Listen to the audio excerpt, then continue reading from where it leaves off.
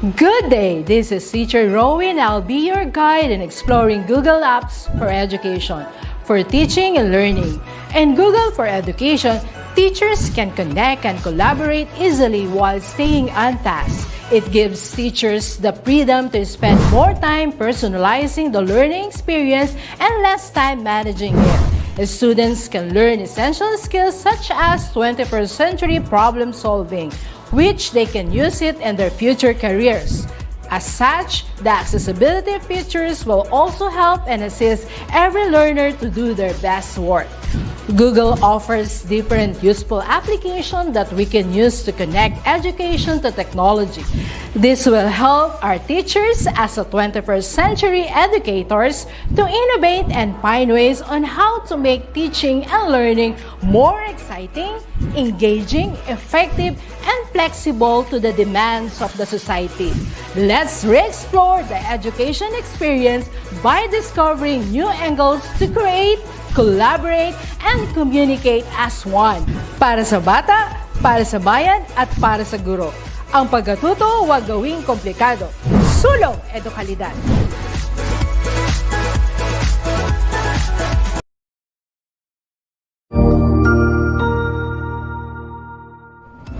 Magandang araw, Sir Wilbur po, at your service. Narito ang ETUlay upang gabayan ka sa inyong pag-aaral upang lubos na maunawaan ang iba't ibang paksa o subject. Ang ETUlay ay isang free online tutorial class na pinangungunahan ng ICT's Educational Technology Unit sa pamumuno ni Undersecretary Elaine Del P. Pascua. Ang programang ito ay hindi lamang para sa mga bata, kundi ito rin ay magsisilbing gabay sa mga magulang at mga guro kung paano nila ituturo o gagabayan sa bawat asignatura ang kanilang mga anak o mga estudyante. Sa kasalukuyan, ang self-learning module mula sa rehiyon ng Calabarzon at kilala sa tawag na Pivot ang ginagamit sa ating ETUlay online class. Kaya ano pang hinihintay ninyo? Ihanda na ang inyong mga ballpen o lapis, papel o kwaderno at samahan kaming itulay ang pagkatuto para sa bawat batang Pilipino. Sama-sama tayong magtutulungan para malampasan ang mga hamon sa panahong ito. Halina't matuto kasama ang inyong online tutor sa oras na ito.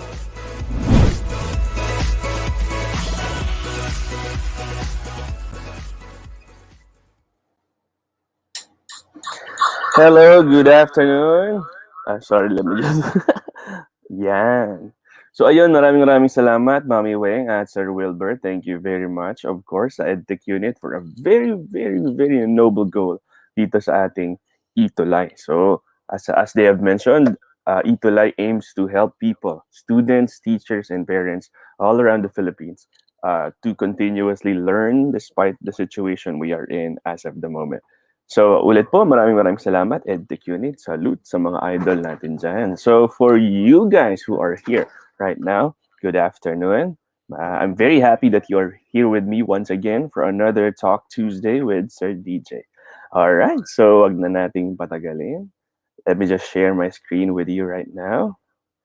Here you go. Ayan. So yun, sabi ni Ma'am Jane kanina, cool lang daw yung cover photo ni Sir.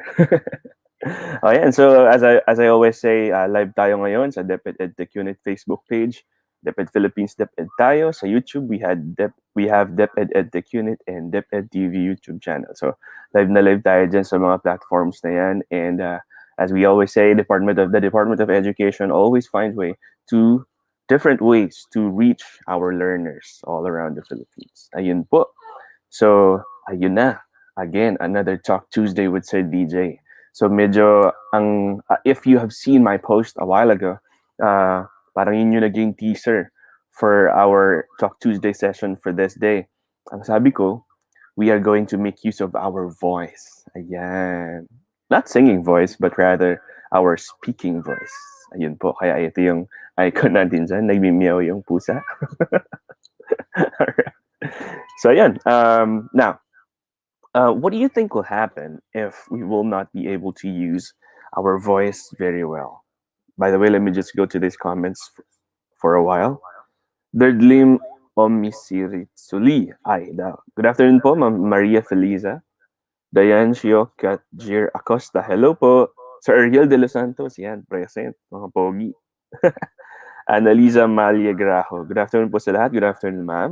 Jeremy Naga, magandang hapon po, sir. Raymond. Si Boss Emo, oh. Pa-notice po, idol. Siyempre naman, notice natin yung mga Lodi Kicks natin sa Edtech Unit. Ayan. Lodi. Ayun. So yun, what will happen if we will not use our voice well? Or if we won't have a voice at all? That will be difficult, right? So let's try a game before we continue. Let's do some lip reading. Ayan, sa lip reading natin. So, si Ma'am Jane backstage, ma'am, pwede po bang hati yung screen? Ayan. Pa-split. Yun. Split screen tayo dyan. So, lip reading. Gagawin natin, guys. I'll be saying something without using my voice. Try to read my lips. Can you do that? Bakit, sir? Bakit kailangan natin gawin yan? Later, I will explain. Okay? If you guys are ready for our lip reading game, give me a thumbs up in our comment section. Yeah. Comment nyo thumb. Let's go. Mary Rochelle Abite. Uy, good afternoon po. Good afternoon, ma'am. Hello. Thank you for tuning in with me, Sir DJ. Talk Tuesday. So yun po. Ready na ba? Ready na? Comment tayo ng thumbs up kapag ready na tayo, pag game na tayo. Okay. So yan na, may mga nagko-comment na. Yata. Alright. Very well. So I'm sure you guys are there. Ayan, si Sir Boss Emong, Annalisa Maliegrajo, nagta-thumbs up na sila. Thank you po. Thank you very much for your interaction. So here's the first word. Ready? Read my lips.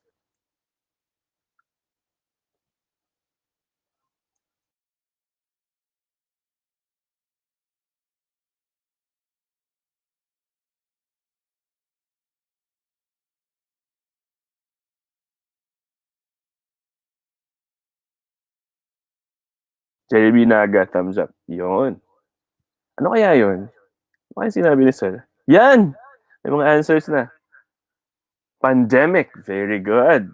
Pandemic. Tama. Pandemic po. Yun. Paano nyo nalaman yun? Na yun ang sinabi ko. See? Mahirap pero somehow we can read lips. Pero pahirap to, guys. Pahirap.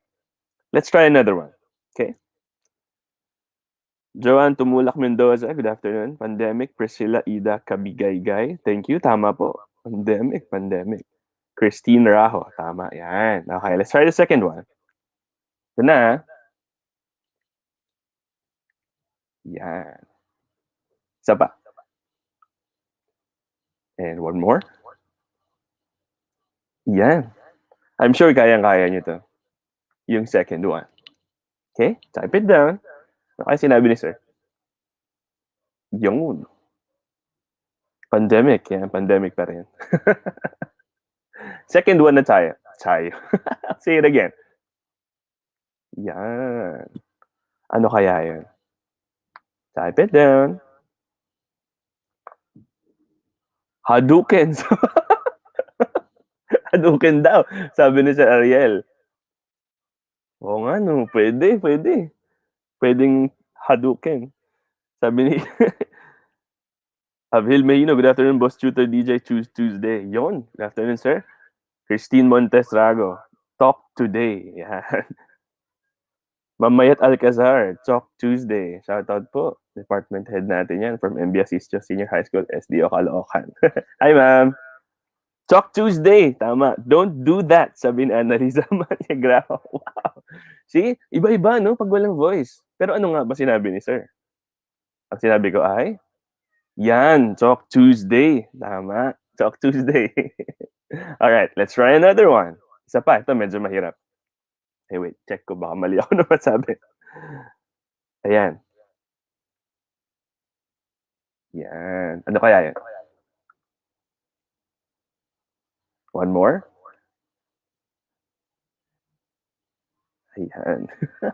Again, type it down. Galing, ano? Parang when we read lips, parang iba-iba yung pag-intindi natin. Bakit kaya nagkakaganon? I'll say it again, one more time. You have a talent. Wow, galing ni Annalisa Maliegrajo. You have a talent. You have to be silent. Dioncio Katir Acosta. Thank you, ma'am. You have to be silent daw. Isa naman, you have a talent. Good, good, good. Ayan. Pero if you're really going to read closely, watch closely, no, yung lips ni sir, the way I move my lips, you have a talent, sabi ni Jeremy Naga. Ayan. Okay, very good. Thank you. Thank you very much for your answers. But actually, what I said was, you have salad. You have salad. Ayan. Pero nice try, no? Actually, kung ako rin magbabasa ng sinabi ni sir, parang yun din ang sagot ko. You have a talent, you have a talent, you have to be silent. Here's another one. Okay. Number 4. Ito. Yan. Ano kaya yun? Let's do it again. Ayan. Type it down. Peace daw, sabi ni Ma'am Dion.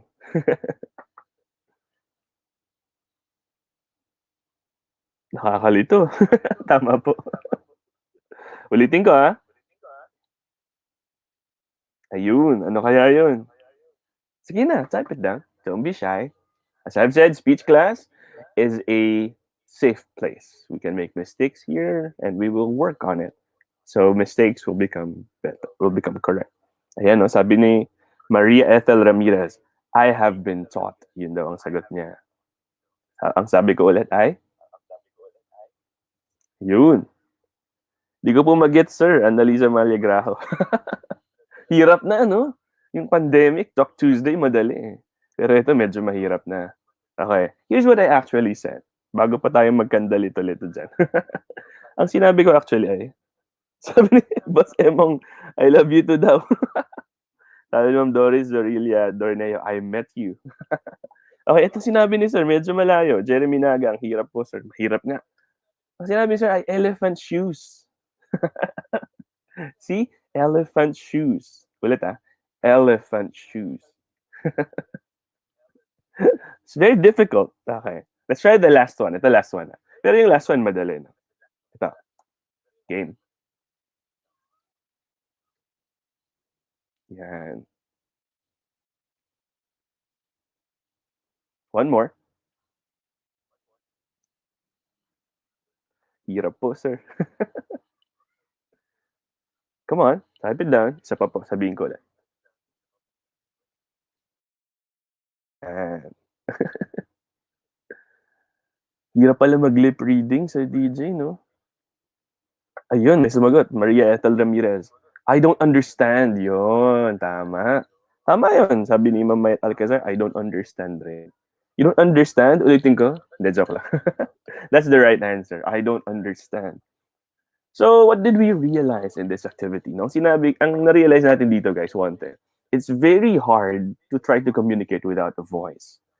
That all the more reason na si Sir DJ ay saludo sa deaf and mute community. Kasi ang hirap no, lip reading. That's why they use hand signals, right? Yung tinuturo ni Sir Hamil Carvajal, yan. Ayan. So, lip reading. Mahirap siya. Okay? Why? Because less than 30% of the English phonemes are visible on the lips. Okay?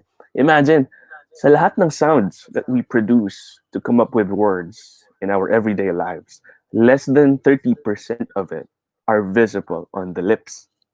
Right? Ganun lang kaliit yung mga nakikita natin sa lips no, kapag may kausap tayong ibang tao. The rest, we have to listen. So, as I've mentioned, phonemes are, distinct unit of sounds. So these are the sounds that we create for our words to have a meaning, right? To have a certain distinction. So we know that this word is different from this word. Okay? So that's because of phonemes. And ang lip reading ay napakahirap kasi less than 30% lang nakikita natin. Now, most people believe that if we have a loud voice, it means we have a good speaking voice. We will change that for today's lesson, for today's discussion. So remember, instead of shouting for attention, let's learn voice projection. So instead of just shouting, giving out everything whenever we speak, today we will try to learn how to project our voice nicely so it would sound good, right? So para hindi lang siya basta malakas. masarap pakinggan. Yun. So may mga comments tayo dito, no? Ay, ang haba. Balikan ko na lang yan. Alright. So voice projection. It's not about yelling. It is about telling. You know, whenever we stand up in front of a stage, in front of a crowd, and then we are delivering a message to people, we do not have to always yell out. We don't have to always shout the message that we are trying to convey. Hindi natin kailangan sabihin na, "Oy, can you hear me from the back?" Hindi laging ganun yun. Okay? What's important is the message that we are delivering or the thought that we are trying to transfer to them. Okay? So remember, voice projection isn't always about volume. Do you remember those times when you were in school na nag-deliver ka rin ng report mo sa harap ng mga classmates, tapos sabihin ng mga nasa likod, yung mga classmates mo makukulit. Sabi niya, "Oy, lakas mo, hindi ka na marinig." Pero di naman sila nakikinig. Right? Because it is not always about volume. Hindi mo kailangan yung after ng speech, malat ka na dahil tinodo mo lahat. It doesn't work that way. Okay? Just like what Rumi said, raise your words, not your voice. In real life, it is the rain that grows flowers, not the thunder.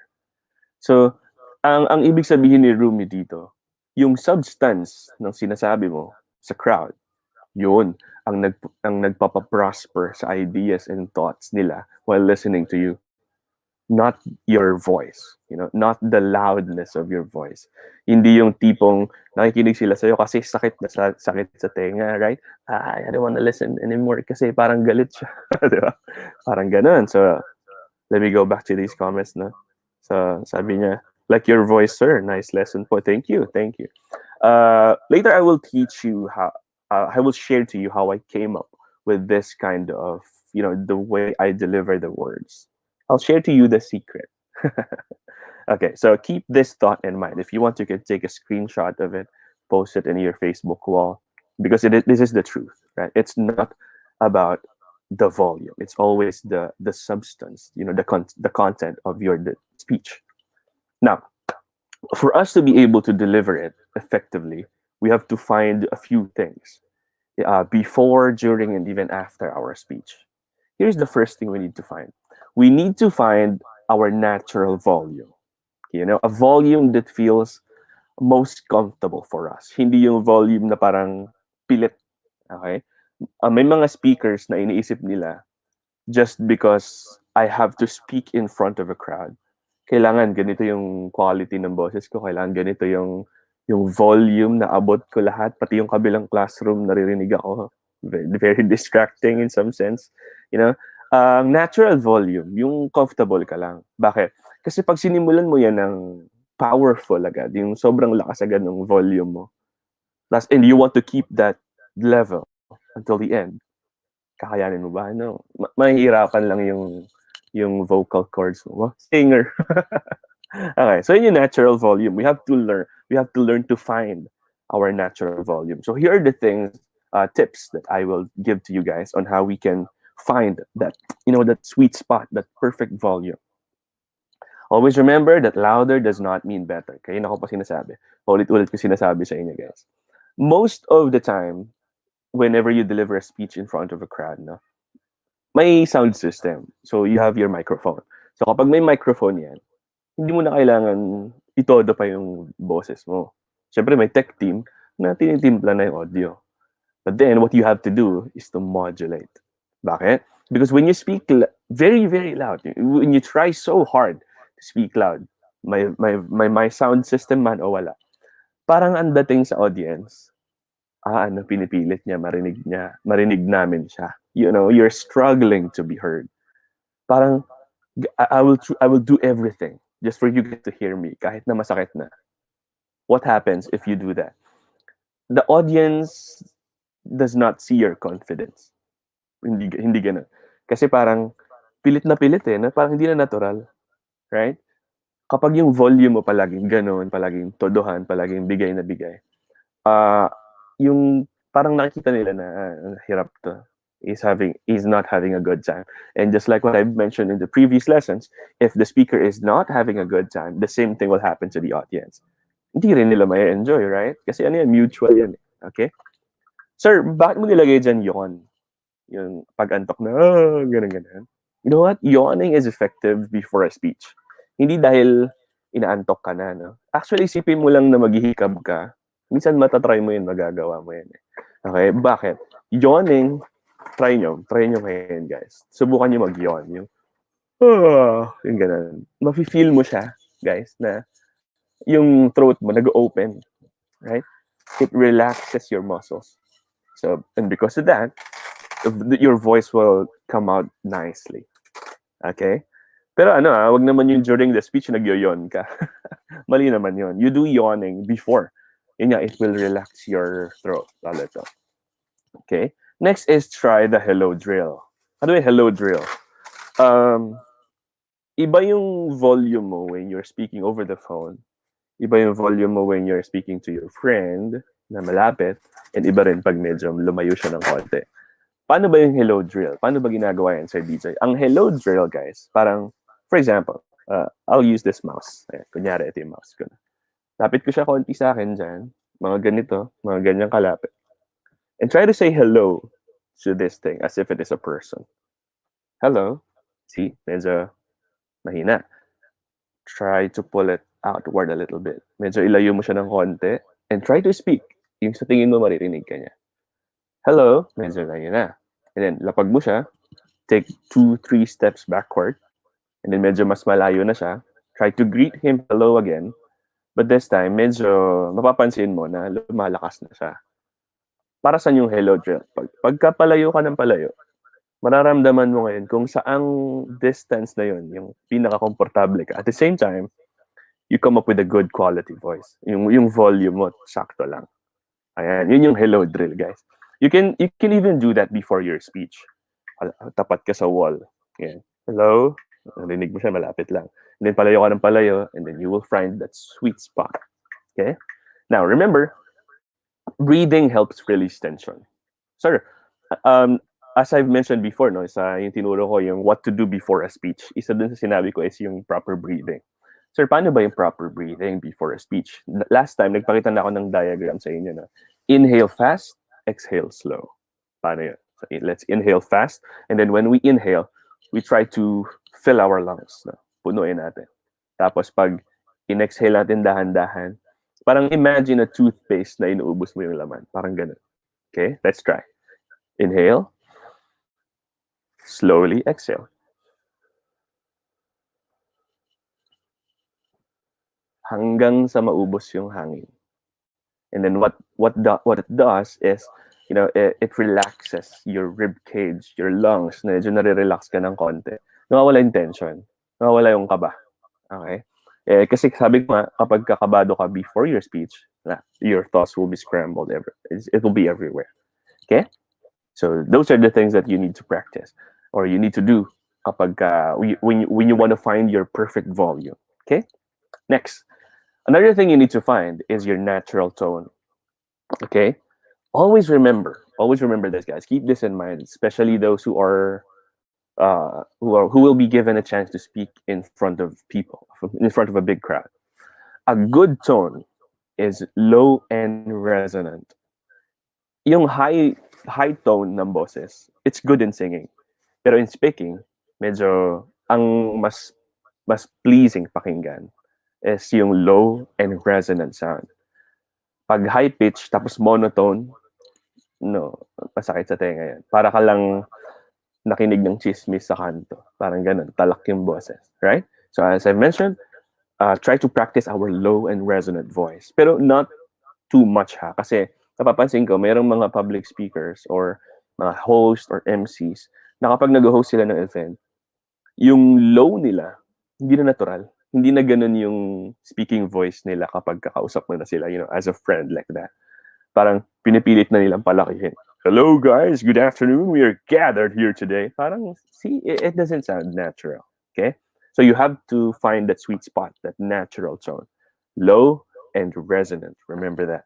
Okay? Now, to achieve this low and resonant tone, we have to learn the magic of our diaphragm. Our diaphragm will be our best friend. whenever we want to achieve that low resonant tone. Okay? We will be soldiers. We will provide air support. That our diaphragm, para silang air support, guys. Sila yung bahala sa atin. Because our breath is our power whenever we speak. Okay? Balikan ko yung comment, no? Batiin ko lang kayo, guys. Fina Stabrigida Franco. Hello, sir. Hello. Hello, Fina. Agus Khalil Pastor. Very nice. Thank you, sir. Ira Megana, tama, sir. Shout out, Ira Megana. May question, si Ma'am Dion. What if, sir, my normal sound is loud? Yon. Batangueña sometimes talk loud but not galit. I agree. There are some places in the Philippines where people tend to speak really loud.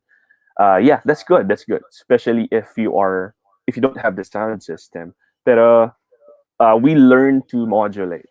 We must learn to modulate. Kasi not all people will be pleased with your volume. Hindi palaging ganun na, kasi Batanggen na siya, kaya ganun yung boses niya. No? Let's try to practice modulation. Parang just like what you do at home. Siyempre sa bahay, hindi naman laging malakas ang boses. No? If you have a powerful voice, pagdating sa volume, that's a gift. Okay? But we also have to learn to practice modulation. Kasi halimbawa, hindi mo siya na-practice controlin and then binigyan ka ng microphone, sabog na yung boses natin doon. Mahihirapan na i-adjust yan. Okay? So, Ma'am Dion, thank you for that question. So, let's try to learn to modulate and control. There is a joke that people say, bedroom voice sounds nice. Yes, that's true. Because the bedroom voice tends to sound low and resonant. Pero, not to the point na parang enticing na yung dating ng boses na parang, hey, today we're going to talk about this. Hindi na yun natural. Okay? Medyo somehow bedroom voice to maybe 2, 3, 4 levels higher. Okay. So sabi po, haha sa Cavite din, sabi ni Boss Emong, oo nga no. Moderate po, talking voice ko. Yan, that's good. That's a gift. Ma'am Dion, yes po. Thank you po for considering my suggestion. Now, let's go back to our magical diaphragm. Okay, so when we want to come up with a low resonant tone, we create a reverberating chamber in our chest. Now, paano ba yan? Just like what I've mentioned a while ago, if we are going to do some breathing exercises, we put our hand or palm dun sa, kapain niyo yung belly button niya, guys. Yeah. Just above, a little bit above your belly button. Yeah. Hawak niyo na ba yung mga chan niyo? Now, try to inhale. And then exhale. You see, ano nangyayari pag i-inhale? It expands, right? It makes a power chamber. Parang nagkakarga yung lungs mo. So that when you speak, meron kang power na panghuhugutan. Now, let's try this again. But this time, you have to use both of your hands. Dito sa gilid, kapain nyo yung lowest rib. Pinakamababang rib. I call it the spare ribs. Now, try to inhale. Punuin yung lungs. See? Ano nangyayari? Gumaganon siya, di ba? Gumaganon siya. Bakit? Kasi nagkakarga. And the use of your diaphragm will be the key for coming up with a good tone. Now, most people, speakers, public speakers, hosts, and MCs use their throat. What happens if you use your throat? Parang yung this is my diaphragm voice, no? But if I use my throat, it would sound like this. You know, most people use their throat. What happens? Parang ipin, right? At ano mangyayari sa'yo kapag you're speaking for probably a whole hour through your throat, not your diaphragm? Alam, ano yan, si Ryan, malat kapag katapos. Okay? This happens especially when you're nervous. Yun na yung magiging high pitch ka. It doesn't sound good. Okay? As I always say, speaking from the diaphragm will help your natural tone come up. Now, if you are curious, let's say, sir, hindi ko pa naririnig yung yung natural tone ko eh. Paano ko ba siya mapapakinggan? Okay. Here's my tip. Higa kayo, lay on your back, flat. Huwag yung may unan ha. Flat lang. Tapos, hands on your side, and then try to speak. That is your natural tone. Sir, bakit nakahiga? Kasi pag nakahiga ka, guys, yung may struggle magsalita from the throat. So ang gagawin ng katawan mo, you will speak from your diaphragm. So yun yung natural tone. That is the voice that you are born with. Okay, and you can use that. You have to learn to master that voice, even if you're not lying down, kasi you will not deliver a speech habang nakahiga, di ba? Tatayo ka. So kailangan mo-practice mo 'yun. uh, Muscle memory actually, na kapag nararamdaman mo na yung voice mo nanggagaling sa diaphragm. Now, if you put your hand on your chest and you feel a strong vibration, it means that you're speaking from the diaphragm. That's good. But if you hold here, tas nandito lahat, iba yun. Throw it here. Okay? So diaphragm, that's the key. All right? Now, another thing that we have to learn for our voice to be very effective is the wonders of varying volume. Sabi ko kanina, hindi palaging malakas. Kagaya ng sinabi nila Ma'am Dion, nila Sir Emong, nasa Batangas at sa Cavite ay malakas. Right. Hello po from Don Bosco, Liloan. Hello Ma'am Merle. Ayan. So yun, hindi pwedeng lagi malakas, hindi pwedeng lagi mahina. Merong special flavor na binibigay. If you're speaking on a stage in front of your crowd, your friends, your audience, or whatever, may magic na binibigay ang varying volume. Ano yung magic na yun? Ano yung tinutukoy ni Sir DJ? If you learn how to vary your volume, you can do all these six. Okay, number one, kapag paiba-iba yung volume mo, you influence enthusiasm and excitement. Parang nararamdaman ng audience na, okay, alam niya yung sinasabi niya. And he is excited. He is happy. And because of that, I will feel the same way. Mag-radiate yun kay audience. Mararamdaman niya rin na, excited akong makinig sa kanya. Okay? Volumes can also be used to emphasize something. For example, honesty is the best policy. See, when I said that, honesty is the best policy, ganun pag monotone. But the way I say it, honesty is the best policy. I put emphasis on honesty by putting my volume up. Ayon. You did not say that you have to learn honesty. Honesty is everything. You just put stress to it by raising its volume. Then automatic may emphasis na doon. One more thing is compare and contrast. By using the volume, the varying volume, yung paiba-iba, nararamdaman ng tao yung difference from good and bad, for example. Good and bad. See the difference? Medyo high pitch, malakas. Low pitch, mahina. So, in a sense, nagkakaroon ng point of comparison. Telling your audience, giving them a hint that these two are completely opposite. Okay? So, ganun yun. That's how it works. Okay? By varying your volume, you can also re-engage the distracted. Okay? Now, have you ever had an experience na nakikinig ka sa seminar or sa klase na yung volume ng speaker, flat. Flat lang. Ang nangyari? Your classmates are not listening anymore. Okay, wala nang nakikinig, wala nang may pakialam. But then again, the speaker gives one special word at the top of his lungs na sobrang lakas ng volume. Lahat kayo nagulantang. Nakakonect na kayo ngayon lahat ulit sa kanya. Okay? It re-engages people who are distracted in the speech. Okay? It creates a sense of urgency. And lastly, by using varying volume, yung up down, and everything, you appear knowledgeable and credible because you know what you're talking about. You know where to put the stress. You know how to intonate. You know where to put the intonation in every word and every syllable in a word, right? So by that, nakita nila, he knows what he's talking about. Alam niya kung ano sinasabi niya. Okay? First time to watch live Edtech webinar. Your topic is so timely and informative. Thank you, sir. Shout out to all Marikina Elementary School teaching and non-teaching staff. Hello, Ma'am Fina. Shout out po sa Marikina Elementary School. Thank you po. Thank you po. I'm happy that you're having a good time with me ngayong Talk Tuesday. Now, let's try. Let's try varying our volume. In the words that are in italic, let's try to put, the pitch and volume up. In the ones that are underlined, medyo down tayo sa volume. Okay? Say it with me. Sabayan niyo si sir. Basahin ko muna ng flat. Courage is what it takes to stand up and speak. Courage is also what it takes to sit down and listen. Yun yung flat monotone. Very boring, right? Very boring pakinggan. But if we try like this, courage is what it takes to stand up and speak.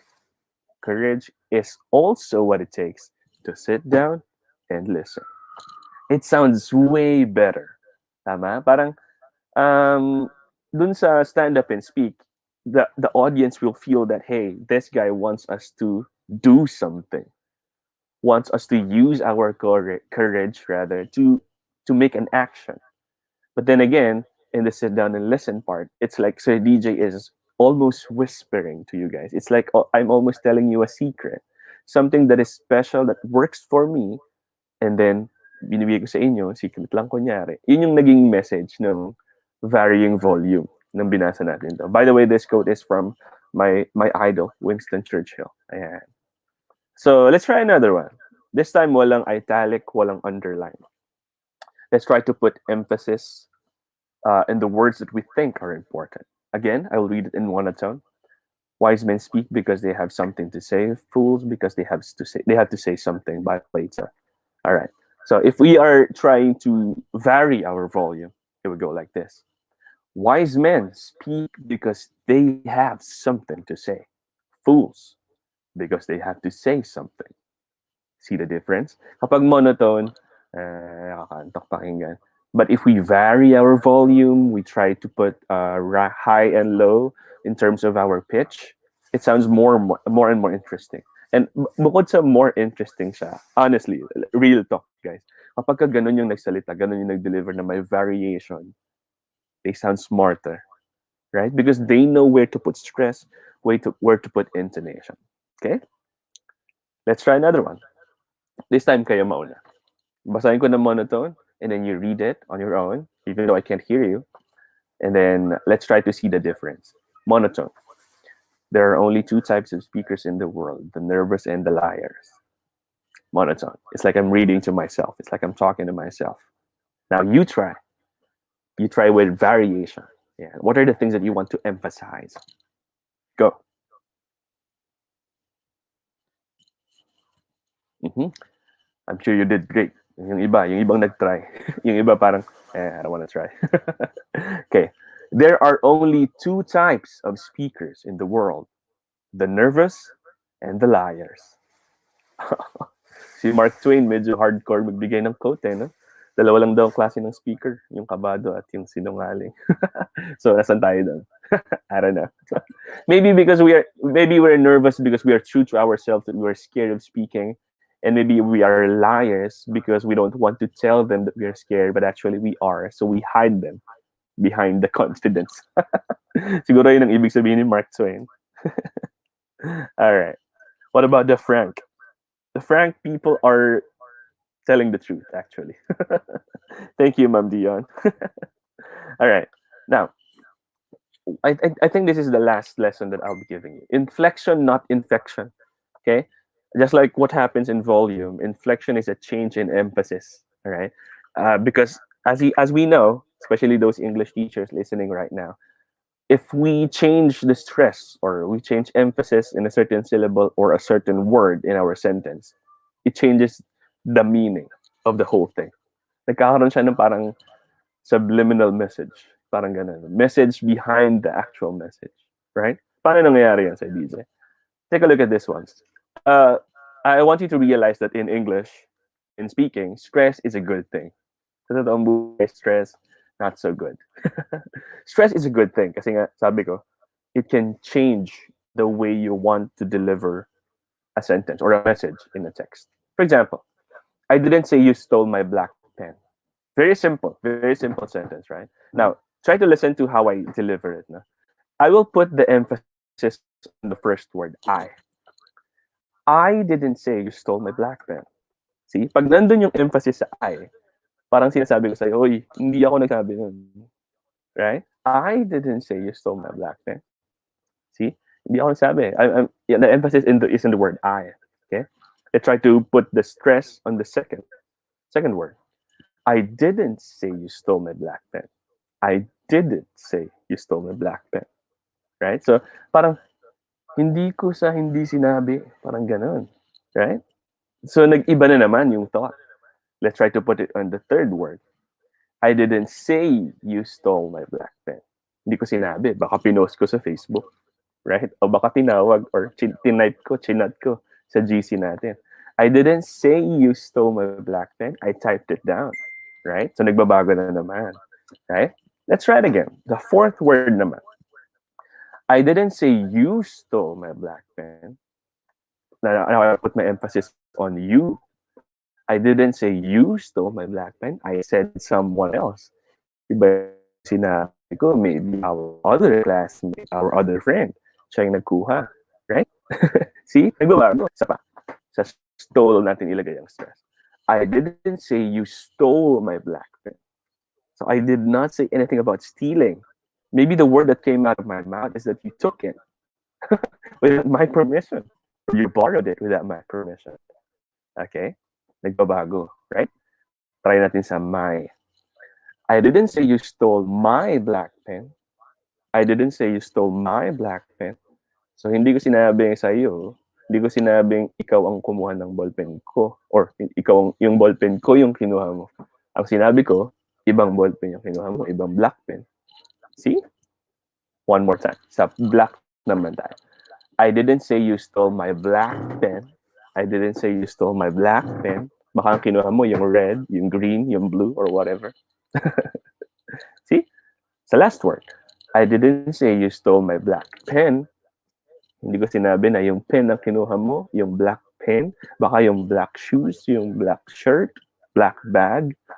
So see, you notice how the whole thought of the whole thing changes just because I put stress on a different word.